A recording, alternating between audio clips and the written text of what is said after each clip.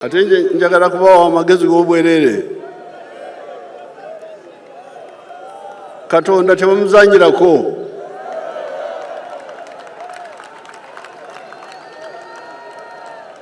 Tumubeera awo ne muyita abantu ba Katonda ne mukola ebya Setaani.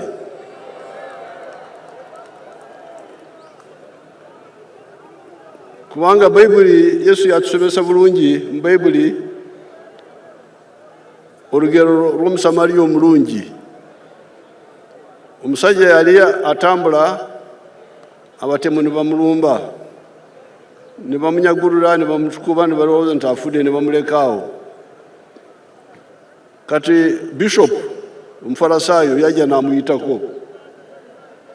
Banadiini naye yamuyitako. Omufalisaayo oba yali wa kika ki mu ddiini? Omufalisaayo yajja n'amuyitako, ndowooza yali nga Bishop nga bano yaabo. Yajja n'amuyitako, teyamuyamba. Ne wajja omuntu omulala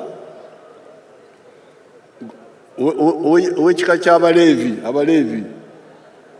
Nabo baali banadiini mu ddiini y'Obuyidaaya. Ono naye n'amuyitako.